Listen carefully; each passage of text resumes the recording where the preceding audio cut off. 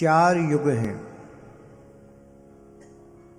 सतयुग, त्रेता, द्वापर और कलयुग।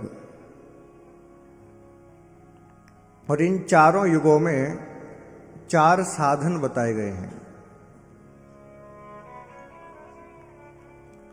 सतयुग में तप, त्रेता में यज्ञ, द्वापर में मूर्ति और कलयुग में नाम। ये 4 साधन हैं। यानी कि सतयुग में लोग तप करते थे और तप के द्वारा उनको मोक्ष की, नारायण की प्राप्ति होती थी। आप देखो सतयुग के जितने राजा संत इत्यादि हुए, सब ने तप किया, घनघोर तप। इतना तप करते थे कि पूरे शरीर पर बामू चढ़ जाती थी, इतना तप होता था।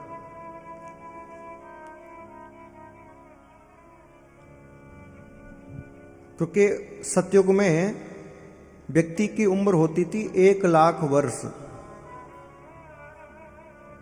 1 लाख वर्ष तक व्यक्ति जीता था।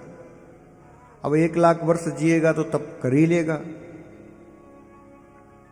लेकिन जैसे ही त्रेता आया, त्रेता आते ही व्यक्ति की उम्र कम हो गई। उम्र रह गई मात्र 10,000 वर्ष। तो तप नहीं होता, फिर यज्ञ होती हैं। आपने सुना होगा अश्वमेध यज्ञ, राजसुरु यज्ञ, पुत्र कामिष्टि यज्ञ। यज्ञ के द्वारा नारायण प्रकट होते थे।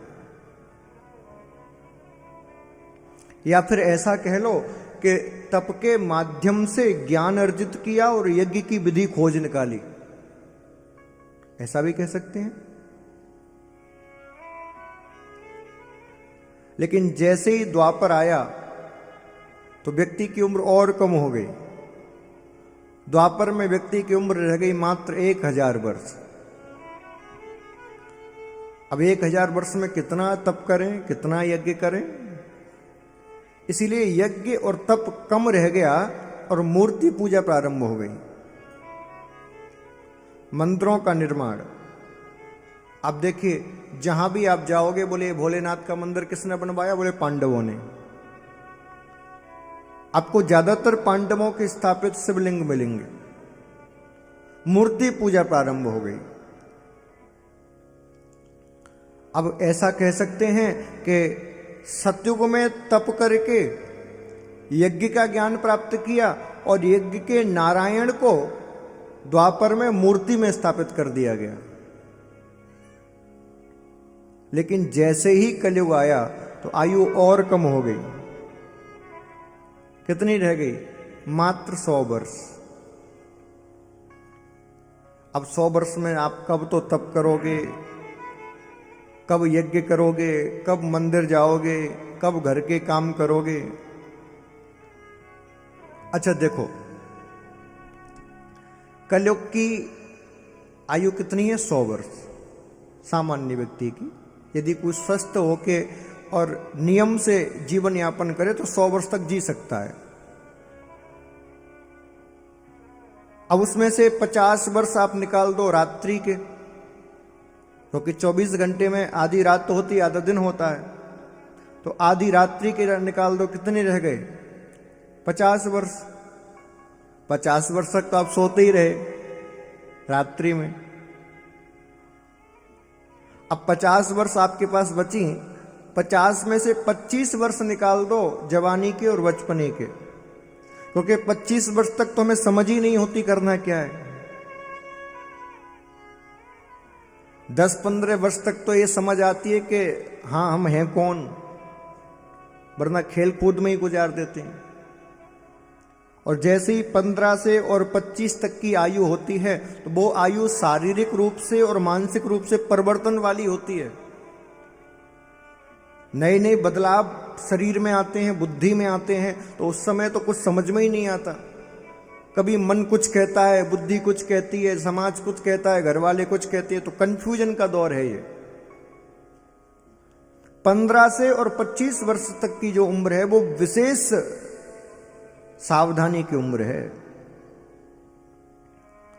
तो 25 वर्ष ये चले गए, 50 में से कितने बचे? 25। अब उस 25 वर्ष में आपको धन भी कमाना है, गृहस्थी में भी रहना है, व्यापार भी बढ़ाना है, समाज में नाम भी करना है, उसी में भजन भी करना है, सब करना है।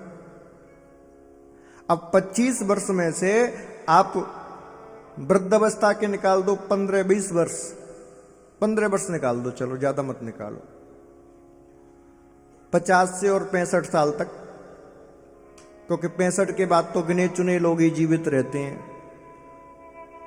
पर आप देखिए 90 दशक के पहले के जो लोग हैं वो 90 साल 65 साल 70 साल तक जा रहे हैं, लेकिन आज का बच्चा 65 साल तक नहीं जिएगा, तो कितनी बीमारी उसको हो जाएंगे। तो 15 साल आप वृद्धावस्था के निकाल दो, कितने बचे? 10 साल। अब 10 साल में क्या क्या कर लोगे? कब तो यज्ञ करने बैठोगे, कब मंदिर जाओगे, कब क्या करोगे? इसीलिए शास्त्रों ने और संतों ने कहा, बोले कलयुग में केवल और केवल भैया आप नाम जपते रहो, दान करते रहो, यही तुम्हारी साधना का, मुक्ति का उपाय हो जाएगा। काम करते चलो, नाम जपते चलो, यही काम है बस। बंधुओं,